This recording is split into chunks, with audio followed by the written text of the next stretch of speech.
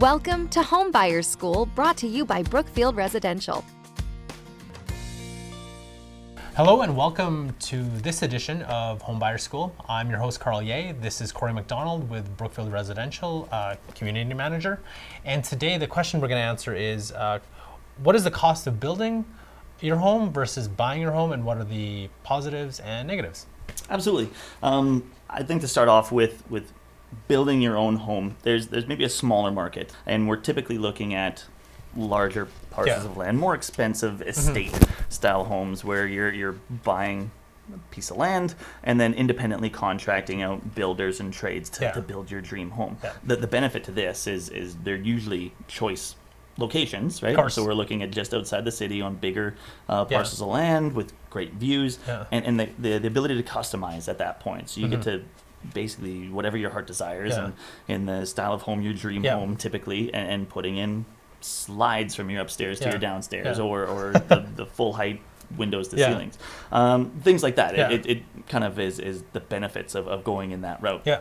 I think most buyers are going to fit into the realm of building with a current builder developer. Most of the land is already owned by developers, and they're selling that land off to builders who are able to buy larger parcels of that land and have the credibility and then the background to do that properly. I would say that the benefit is obviously the price, right? Because these builders typically have a little bit more of a buying power. The amount of buildings that they're doing, they're buying inventory for more than just one or two homes typically, so they get costs down for the cost of the trades, cost of supplies, and even the efficiency, right? So even building times are a little bit quicker as well,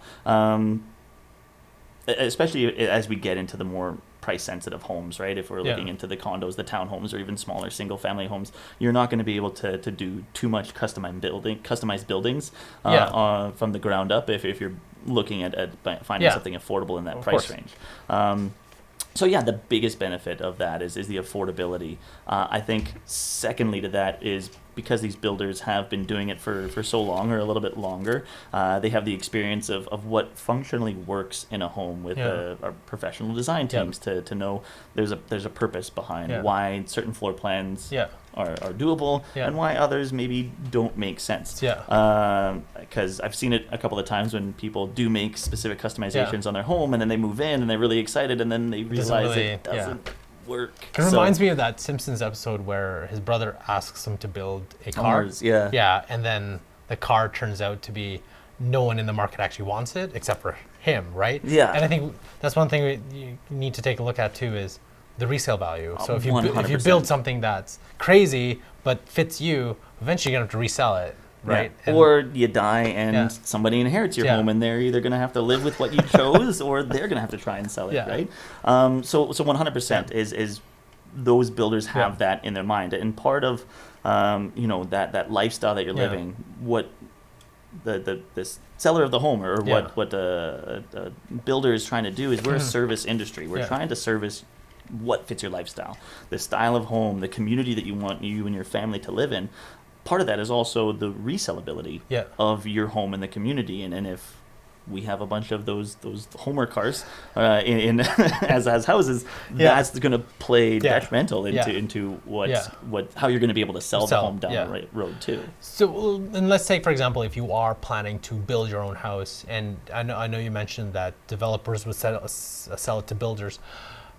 Can you actually buy it from a developer? Let's say I want that specific, just a little piece of land. I want to build my dream house in that specific area. Can you go actually to like a developer and say, "Hey, here's my money. I want to own that little parcel"? Some developers do that, and again, we are looking more specific, like estate style areas or outside of the city, more specifically. Generally, no. If you're trying to find in the middle of a street that's already predetermined to be with builder A, if you go to talk to the developer, maybe they do, but I haven't heard too many stories of that. Awesome. Well, thank you very much for that information. Thank you very much for joining us, and we'll catch you next time. That's another edition of Home Buyers School. Tune in next time for more expert tips and tricks. And visit homebuyerschool.ca to bring you one step closer to finding your dream home. As with everything, it would be great if you like and share our videos. Also, please let us know if you have any home buying questions you want us to answer.